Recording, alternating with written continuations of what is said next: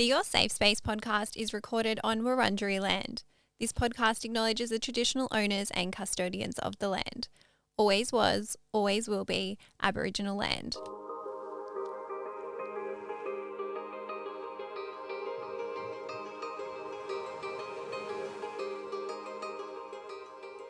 Welcome to Your Safe Space, the podcast. I'm your host, Adele Marie, and this podcast is here for you. It is a safe space for us to catch up each week to discuss anything and everything. And on today's show, we are doing another AMA on air.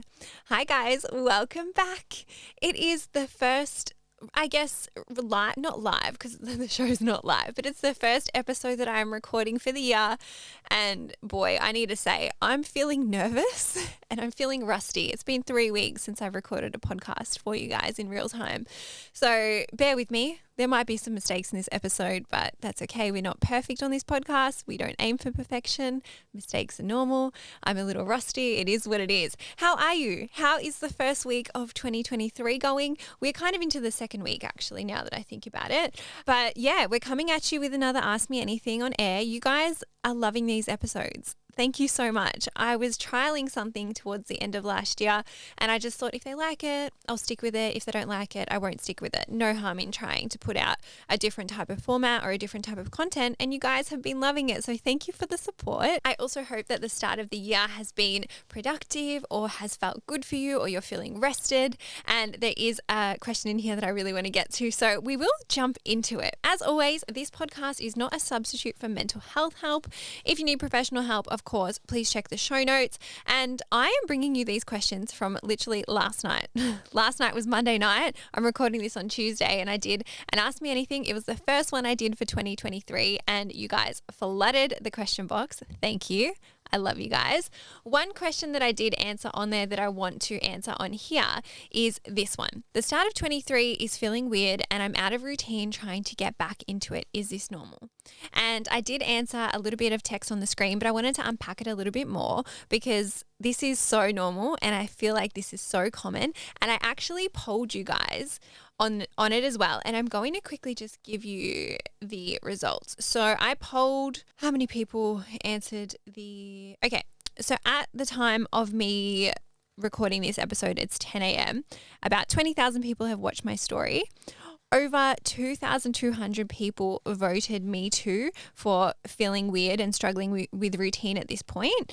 And then the rest of you said that, no, I'm fine. And I'm so happy for the very small 9% of you that said that you were good. For the other 91% of you, fucking same. I feel you.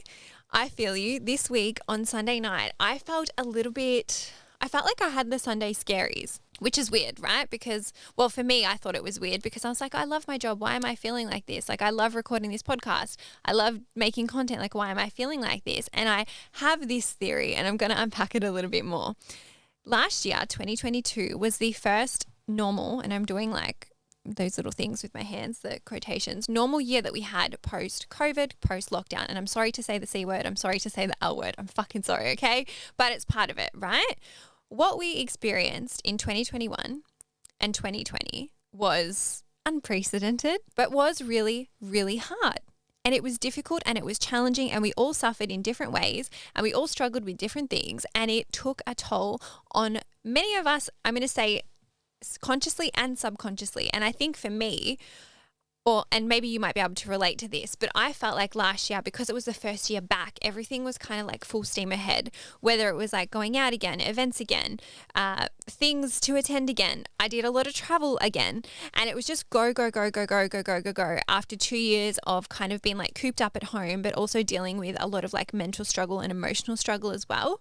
And I know for a fact I felt pretty burnt out towards the end of last year. You guys would have heard that. And I know, judging by that poll survey that I did, that many of you also would have felt burnt out heading into the end of 2022, the start of 2023. And I also know that not a lot of us had the luxury of taking a break over that New Year's Christmas period. I was very grateful that I was able to take a break. I took a couple of weeks off I took a couple of weeks off YouTube. I took some time off this podcast. I still edited it, but it was nice for me to have that downtime. But I've come back into the yes, feeling refreshed, but I still had that, oh my God, like stress and panic about it at the same time. And I guess I just wanted to vocalize it and normalize it, because you're not alone if you are feeling that way. And I feel like if you are still feeling a bit exhausted, if you are still feeling a little bit burnt out, maybe you had a break, maybe you didn't, that could be a sign that you need to do some more self-care this year so that you actually make it to the end of 2023 without feeling burnt out. I, for one, will take a holiday this year. I can't do that right now. I've told you guys I can't do that. Other things are taking priority. But for me, the way that I feel like I'll be able to properly switch off and have a break from everything is to take a proper holiday. I know that not everyone can also afford that. So I'm going to give you some other tips that I think might be able to help. And I really want you to figure out what ways you can bring that rest to yourself. For me, some of the ways that I felt rested over this little break, even though I didn't really go anywhere, was doing day trips to the beach. You guys may have seen me head down to the beach. I did a couple, I think I did like 3 or 4 beach days, maybe 3 beach days. And for me, the beach is quite grounding. The beach is quite resetting. The beach fills my soul up. I just feel so good after spending a day there. It's the nicest thing in the world. I also recently bought a paint by numbers from Kmart, which I'm going to do this weekend because I feel like that might bring me a little bit of mindfulness as well. I'm also potentially going to do a little road trip, a little staycation if I can, something that isn't going to cost an arm and a leg, but something that can still bring me that feeling of relaxation or that feeling of rest. Now, this can be on a big or small scale. You can explore and experiment with different things to figure out what makes you feel rested and what makes you feel relaxed. And I would really, really recommend that you do that, especially if you are feeling like you're already burnt out and needing a longer break or needing more of a break. I will also say, go easy on yourself. I let my routine go out the window. I let my sleep schedule go out the window. I let the gym go out the window. I let eating. I even drank more than I usually would. I let it all go out the window, and that's okay. You're not meant to be on all the time. You're meant to take a break from your routine as well, and that's all right too. And even in that episode, I can't remember which one it was because I recorded a lot that week, but there was one episode that I said, like, you don't have to do all this stuff now. Wait till the end of January. Like, it's not, you don't have to come in and reset and be back to work on, January, 9th and be ready to go at 100 miles an hour. No, cut yourself some slack. You're going to be okay. I think back to all the other Januaries that I came off having a break and I went back to work, and it took me a little bit longer to settle into routine, but I know by February I was back in the swing of it. And then it was good because by, I think it's April, we have like that Easter long weekend. And so if some of you are thinking, oh, I could use a break, maybe it's time to start planning a little getaway for that Easter weekend. Or maybe it's, taking up that hobby that you want to take up. Maybe it's trialing your own paint by numbers. Maybe it's starting a new book. Maybe you're running yourself a bath. Maybe, you're taking yourself to, spa day. I don't know. There's many different ways that you can get that feeling of rest and relaxation, and I would really urge you to figure that out so that you can start implementing that throughout the year. And I know that I will feel better by February. I know that you will feel better by February. We just have to write it out. So if you are feeling weird and out of routine, that's okay. Take a deep breath. It's going to be okay. I really wanted to put this in there because I realized after I wrote it, so many of you replied to the story and so many of you voted saying that you felt that way. I was like, fuck, I've got to talk about it. I've got to talk about it. All right. Question number 2. Do you think it's possible to be in love and to fancy someone else? Now, I did giggle at this question because I haven't used the word fancy in a little while, but it did make me laugh. And I wanted to answer this because I find human behavior so fascinating and I love talking about it. I love talking about why we do the things that we do or why we think the things that we do. And in this instance, I do think that you can be in love. You can be in a happy, healthy relationship and still find somebody else attractive. I think that is normal. I think that is human. I think there is a line though, and I think the line can be crossed when you act on that attraction and then you end up either emotionally cheating on your partner or physically cheating on your partner. I actually feel like we need to do an episode on that, on cheating. I don't want to bring too much bias to this question. I want to present a balanced approach like I always do. And I think in the new year, I would love to have people on to help me answer these questions just so we can have that discourse and have both sides of opinions and have that chat. And as always, I will put a post up in the Facebook group so we can chat about anything from the show if you want to. But back to this question. I think it's okay if that happens, and I think it's normal. I've had that happen. I've been in happy, healthy relationships, and then I've seen like a cute guy on the street or like a cute guy at the shop, and I thought, oh, he's cute. Like, but it's never gone past that. It's never gone across that line or beyond that point. I think it is very normal, and it's not something that you should really worry about unless you are feeling this repetitively, and if you are starting to romanticize this person. And if it is then taking away from your current relationship and your current partner, I think that is where the problem starts to lie. And so I've got some tips if you are feeling like this.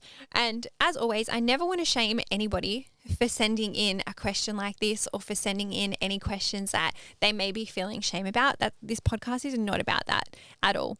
And so my first tip is, if you are feeling this, don't panic. Okay, chill. It's okay. You're not a bad person. You're not a bad human. As I said, it's okay to find other humans attractive. It's okay to appreciate a cute or good-looking person. A little attraction is okay. I want to say that I also don't think there's like a rush to like do something dramatic and like break up with your partner over this or carry a lot of guilt and shame over it. Don't do anything irrational. Just observe your behavior and observe your thoughts and see if they pass. Most of the time, if you just allow them to like come to the surface, think, oh yeah, that person's really cute, or oh yeah, that person's hot, and let it go, it usually will just pass. But my next tip is, if you are feeling this more often and it is becoming a repetitive thought, or you are considering or flirting with the idea of like crossing the line, or maybe you are feeling inclined to want to cross the line, what I really urge you to do is look inwards and have a look at the current state of your relationship. Because what often happens is there is a need that's not being met in your relationship, either from your partner or vice versa or both ways. I would always recommend seeing if you can fix that first, or meet each other's needs better, or communicate better, or fix that lack in the relationship and pour that energy into the relationship first before you go and do something like that. Sometimes when we're bored, sometimes when we're unhappy in relationships, sometimes when our needs are not being met by our partner, sometimes it comes out in attraction for other people or attraction for someone that we shouldn't have, and that's how cheating essentially starts. And I'm always a huge advocate for doing the inner work, for working on that relationship with each other, and to try and see if you can mend anything within the relationship so that you can focus your energy back there. As I said at the start, the problem comes up when it's a repeated thought and then you start to fantasize and romanticize this other person, and then that takes away from your partner. And what can often happen is you're so focused on this other person that you then start to not pay as much attention to your partner or your own relationship, and cracks and further arguments and things may show up there. It is a slippery slope. And that leads to my last tip. It is, if you have tried all of this, if you have let the feelings pass, if you have tried to see what needs are not being met within your relationship, if you have tried to meet the needs in the relationship or get your needs met and that's not working, it may mean that this relationship is not the right relationship for you. I know I've probably gone 0 to 100, but as I said, the slope is slippery, but it could very well mean that this person is not your person anymore. Maybe this is my own bias coming in, but if you are seriously considering emotionally cheating, physical cheating, if you are already engaging with that, I truly think it's better if you set your current partner free. And if you are deciding that you are feeling so strongly towards this other person, then break up with your current partner. Do that first before you do anything, because I feel like cheating can leave long, deep wounds on people. With this question, I feel like it's another question where there's like a spectrum, right? At one end of the spectrum, you've got nothing harmful, just a playful little, oh my God, that person's cute, or that person's good looking, I can appreciate it. And then on the other hand, you've got that deeper potential to like really hurt somebody else. And so I would say, if you are sitting on one end of that spectrum where it's like light and not too deep and nothing serious, you've got nothing to worry about. But if it is on the other end, then maybe there has to be some inner work, some inner searching to figure out what it is that you really want, to figure out where you're heading, and to then make some hard decisions. But yeah, I feel like we definitely need to do an episode or a topic on cheating, because I have a lot to say there. But as we know, these are short, sharp episodes, and I've got to get into question 3, which is, would you ever sleep with your ex? Do you have any advice on deciding if you should get back with your ex or not? This question made me laugh too, because would I ever sleep with my ex? If I wanted to cry and feel really bad about myself, maybe. I have a pretty firm belief that once you are an ex, you are an ex. I tend to see a breakup as like this, almost like a rebirth, this opportunity to level the fuck up so much that your partner is like not your ex-partner is not your type anymore.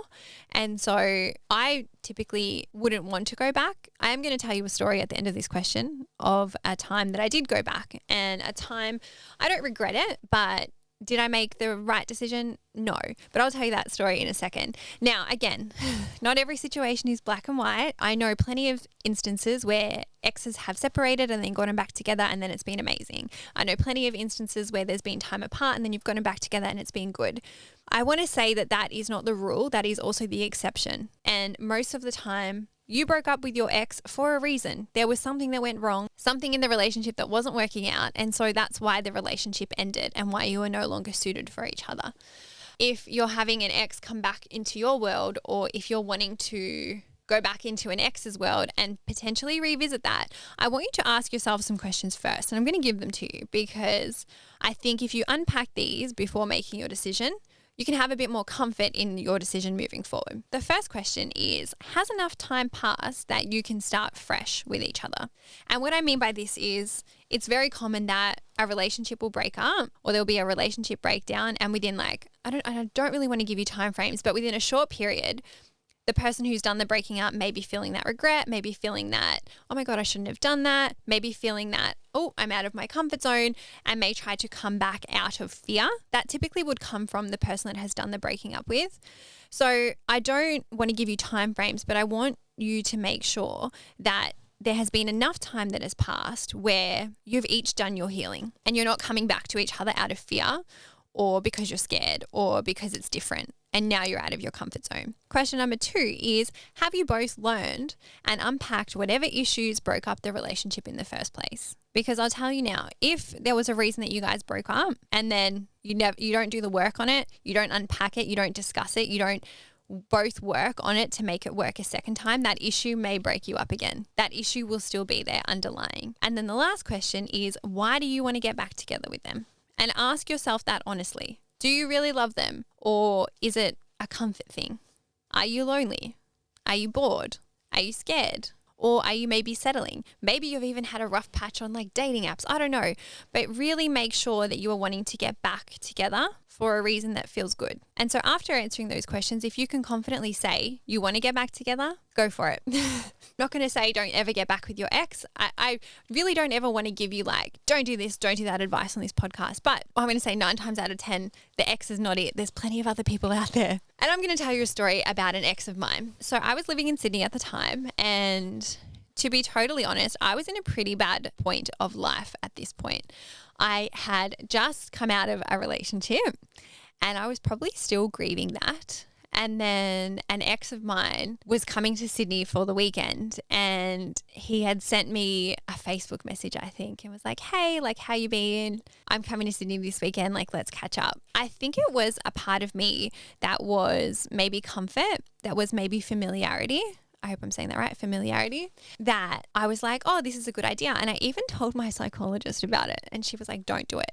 She also never gives me like do or don't advice, but she literally said don't. She was like, don't do it. And I didn't listen to her. Adele did not listen to her. And so I went and hung out with my ex-boyfriend, and there was definitely like calmness and peacefulness and familiarness of him that made me feel a bit safe and that made me feel a bit good for a split second. And maybe in that moment while I was with him. Afterwards, I felt a little bit like, what the fuck have I done? But I still didn't learn my lesson, because then when I came home back to Melbourne for Christmas, after that, I saw him again.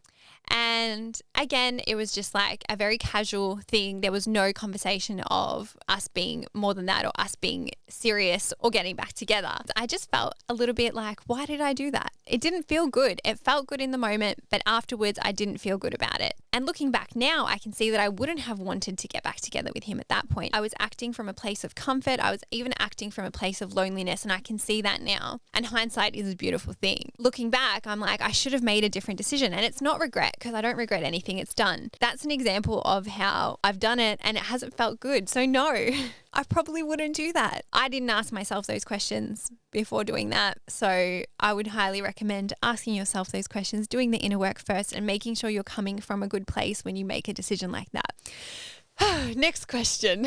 Question number 4. How are you finding the dating scene? It seems very quiet, or is my profile just not being seen? Well. Guys, I'm on a dating app. I posted in the Facebook group this week that I'm on Hinge. I am on Hinge. I got onto Hinge, I'm going to say, just after Christmas. I actually did a campaign for them, which hasn't gone live yet. It may actually go live, I think, before this podcast. It should. And I was really impressed when I got on their app, because I was like, oh my gosh, there's so much information that you can put into it. There's so much information that you can see that other people may have entered. And it's new to me because I haven't been on a dating app since I lived in Sydney. So it's been over 4 years since I've been on a dating app. I will say this time of year is probably an awkward time of year to try and date, because you had Christmas, you had New Year's. A lot of people are away, whether they've gone interstate or down to a little road trip or something like that. I feel like it's also the back end of that busy time, and then people are really relaxing as well. So I think, yes, it seems quiet. I'm going to say I have not been on a date this year. I've not been on a date yet. At the day of recording this, it's the 10th of January. I don't think I'm going to go on a date between now and Friday. I'll let you guys know if I do on TikTok, but I don't think I will. But as for how is it going, it's interesting. For me, I have personally been struggling with dating, because dating is very anxiety inducing for me. I also, and this is full self-awareness, I also feel very avoidant when it comes to dating. When I'm not in a date setting, when I'm not on a date, when I'm not one-on-one with a man, and I'm my healthy non-dating version of me, I'm yeah, I want a boyfriend. Yeah, I want a partner. But then when I'm on the date, I'm oh my God. And it's just difficult for me. But I know what I really want. I know what my need really is. And I know what I really want underneath all that anxiety and panic and avoidance. And so I am trying to date in a way that feels good for me. And I'm going to share some of my tips. So my first tip is to stay true to yourself and what you are looking for with dating. And what this looks like for me is I won't accept a drinks date. I have on my profile that I don't drink. And I always think it's funny when a guy asks me for a drink, because I'm did you even read my profile? No, I don't want to go for a drink. There are other types of dates I would love to go on. A drink is not it for me. I'm not a big drinker. Also, don't really like feeling drunk in front of somebody that I don't really know or haven't met well. And I feel drunk after one drink. Because I'm a fucking lightweight. I also won't accept a date offered on the same day. I'm not here for that. I'm not a last minute dater. I also won't go on a date if the guy doesn't confirm the day before. If we've agreed to a date and the guy's not confirmed with me at least 24 hours before it, I'm not going on that date with him. What else is there? Staying true to your values. So what I really love about Hinge, and this is not a paid promotion for them. I just really like the app. You can actually put on there what you're looking for. If you're looking for something short term, if you're looking for something long term, if you're looking for, it literally says, I don't know what I'm looking for. If you want to put, I don't know, you can put that on there as well. Dating in line with your values is knowing what you want and then only dating that. And there is an episode coming up that unpacks that a little bit more. But for me, I am looking for a relationship. So it would not make sense for me to match with somebody that they're looking for something short term or casual. That just doesn't seem aligned, right? And so making sure that you are staying true to yourself, staying true to your values, because that can kind of increase, the value of your dates as well. My next tip is to make sure that your profile reflects you. Keep it fun, but keep it true to you. I have some stuff about Franklin on mine. I've got stuff about the gym. I've got stuff about Macca's. I've got stuff about this podcast. I have tried to keep it as truthful and as real as possible. And I guess I'm in a bit of a weird position because people can also go and find my social media, and then there's a lot more information out there about me, which I also think I'm struggling with. That's another can of worms that I'm not going to open right now, but making sure that your profile reflects you. So it's a good time to add in all the things that you either like doing, enjoy doing. I also really like the prompts that they give you. They are quite funny, and I love reading other people's, and I also love my own prompts as well. And then my next tip is don't make dating the only thing that you are doing. Keep everything else happening in your life as well. Keep everything else moving in your life too. Keep your hobbies, hang out with your friends, hang out with your family, hang out with yourself. Do the things that still make you happy. Yes, dating is going to be a priority for me in 2023, but it's not the only priority. It's up there now because in 2022, I did not prioritize it at all. And I feel like that was reflected in the number of dates I went on. I went on 5 dates last year. 5 dates coming from a girl who says she wants a boyfriend. The math is not mathing. So I thought 2023 is going to be the year I do something about it, but it's not the only thing I'm doing. And so it's really important that you keep other aspects of your life moving as well, and that you keep other pages of your book filled as well. Remember that. And then my last tip, and I've said this many times on this podcast, but it is date outside your type. I am a huge advocate for this, and I've even been doing this with who I've been matching with. I will tend to match with somebody whose profile makes me laugh or is funny or we have shared values. And then if the chat is good, even if they're not physically my type, I would be more inclined to say yes to a date with them or go on the date with them and give them a chance. And I think sometimes having that checklist, especially that physical checklist, is not good because it can really just put us in a box and then close us off to everybody else. And again, I'm not saying date outside your values or date someone who has no compatibility with you. I'm just saying that physical attraction can grow down the track if you have shared common ground or shared values or shared compatibility. But guys, I'm going to wrap the show up there because this has gone over a little bit longer than usual. I'm so happy to be back. Thank you so much for coming back. Thank you for actually supporting me over the break. You guys kept downloading the show. I thought that when we had holidays, no one would listen to the podcast, but no, you guys kept listening like normal. So thank you. I love you so much. I'll also say this is the last week that the listener survey will be up. So if you haven't done it, please do it. You can find it on the podcast Instagram, the Facebook group. I will share it again and again this week. I'll probably do it a couple times this week. Please fill it out if you haven't. Thank you to every single one of you who has filled it out. I reread everything yesterday and I wanted to cry because you guys are just so sweet to me. And I don't know what I did to deserve such a beautiful community, but thank you. Thank you for your support. Thank you for your feedback. I will bring you the best version of your safe space this year. And as always, if you're not already, follow us on Instagram. It is Your Safe Space Pod. Join the Facebook group. It is Your Safe Space podcast community. Wow, I'm like seashells by the seashore. Leave a review for me on Apple. Leave a rating on Spotify. If you haven't given us 5 stars, please give us 5 stars. Yeah, guys, come and hang out in the group. I love chatting to everyone in there. We've had some really cute posts this week. And so, yeah, I'm looking forward to keeping that community engagement and chatting with you and getting to know you guys better as well. But I'm rambling now, so I'm going to say bye. I'm going to say see you next time. And yeah, love you. Have a good weekend. And hopefully you can listen to this while you're like getting ready to go out or getting ready to have a hot girl summer, or maybe you're having a hot girl walk, or maybe, I don't know, you're running errands or you're at the gym. I don't know, but kill it. Have a good day. All right, bye.